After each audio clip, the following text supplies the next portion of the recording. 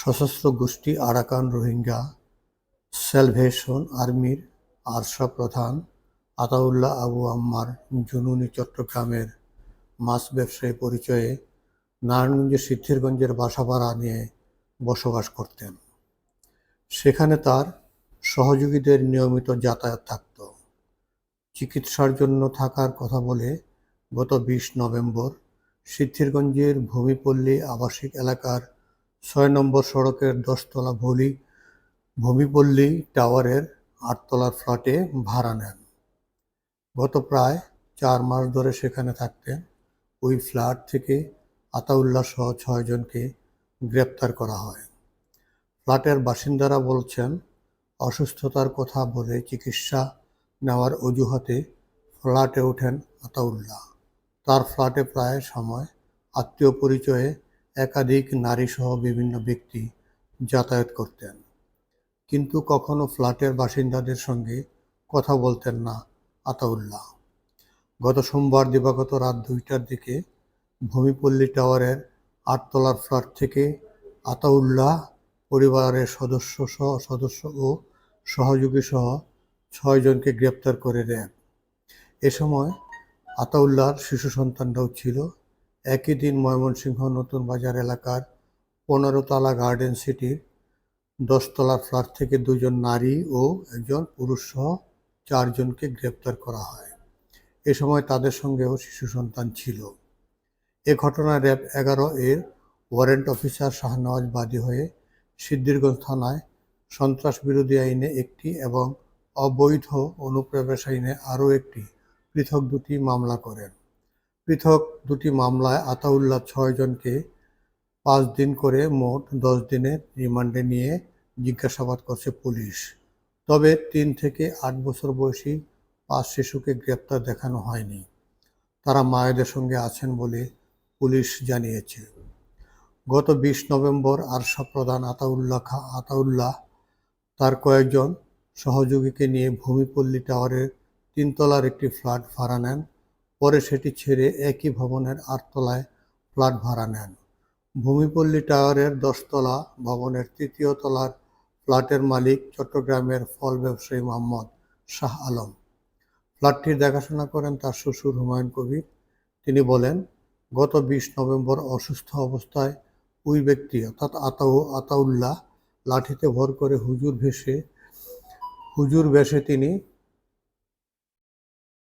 বেশে ৩তলার ফ্ল্যাটটি ১১,০০০ টাকায় ভাড়া নেন। চট্টগ্রাম থেকে এসে চিকিৎসা নিতে সমস্যা হয়। এ কারণে রাজধানীর কাছাকাছি এলাকায় বাসা ভাড়া নিয়ে চিকিৎসা নেওয়ার কথা বলেন। তখন শিশুসহ ৩ জন পুরুষ মিলে ফ্ল্যাট ভাড়া নেন। পরিবারের নারী সদস্যরা পরে আসবে বলে জানিয়েছেন। সোমবার গ্রেপ্তারের ঘটনা শুনে জানতে পারি, অসুস্থ ওই ব্যক্তি আরসা প্রধান। এটি আমাদের জন্য কতটা নিরাপত্তা হুমকি ছিল তা ভেবে অবাক হচ্ছি, কারণ আমরা কেউ তাকে চিনতে পারিনি। হুমায়ুন কবির আরও বলেন, পেশা হিসাবে তিনি চট্টগ্রামে ট্রলার দিয়ে মাছ ধরার ব্যবসা করেন বলে জানিয়েছিলেন। অসুস্থতার কথা বলে জাতীয় পরিচয়পত্রের ফটোকপি পরে দেবেন বলেছেন। ওই সময় তার সরকারি আইডি কার্ড দেখিয়েছিলেন। ফ্ল্যাটে ওঠার ১৫-১৬ দিন পর পরিচয়পত্রের ফটোকপি দেওয়ার জন্য চাপ দিলে তখন বাসা পরিবর্তন করার কথা জানান।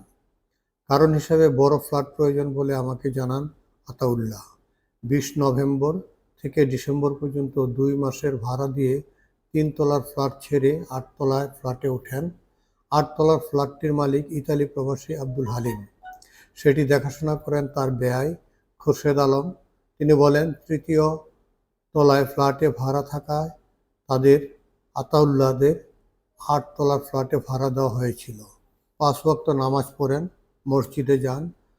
তাদের কথাবার্তা ও চলাফেরায় কখনো রোহিঙ্গা বলে মনে হয়নি। তারা প্রথমে আমাকে বলেছিল ৩তলার ফ্ল্যাটে থাকতেন, পরে তাদের বড় ফ্ল্যাটের প্রয়োজন হলে আমাদের ফ্ল্যাটে ২০,০০০ টাকায় ভাড়া ওঠেন। এই ভবনের নিরাপত্তা প্রহরী ইমরান হোসেন মূলত আতাউল্লাহকে আমার কাছে নিয়ে এসেছিল। এই বিষয়ে সে ভালো বলতে পারবেন। বাড়ির নিরাপত্তা প্রহরী ইমরান হোসেন বলেন, ৪ মাস আগে কালো হায়েসে মাইক্রোবাসে জুব্বা ও মাথায় টুপি পরা আতাউল্লাহ সহ ৪-৫ জন এসে ফ্ল্যাটে ওঠেন।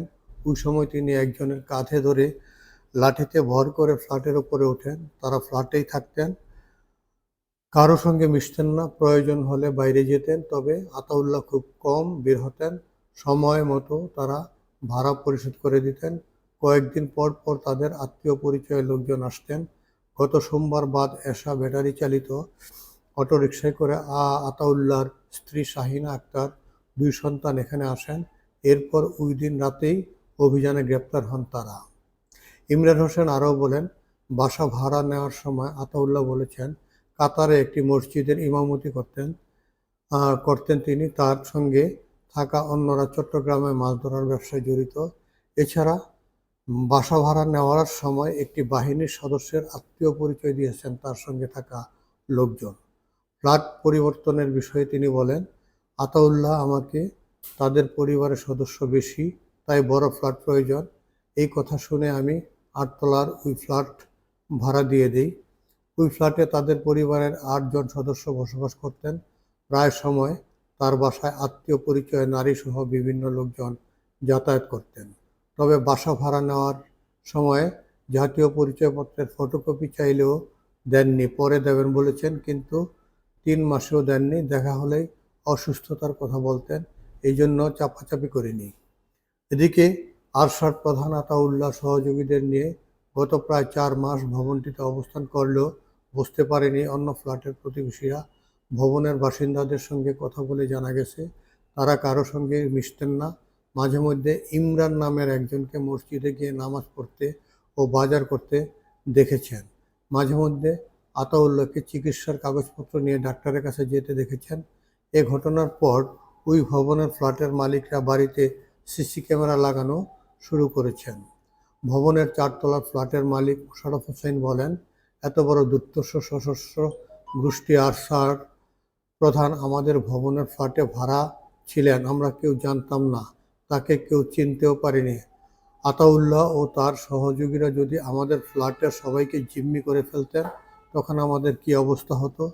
যারা তাদের ফ্ল্যাট ভাড়া দিয়েছেন এই দায় এড়াতে পারবেন না তারা।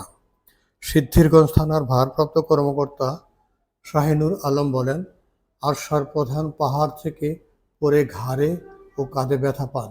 পরিচয় গোপন করে চিকিৎসার জন্য তারা এখানে এসেছিলেন বলে দাবি করেছেন। তারা কী উদ্দেশ্যে এখানে এসেছিলেন, তাদের কী পরিকল্পনা ছিল, রিমান্ডে এসব তথ্য উদ্ঘাটনের চেষ্টা চলছে।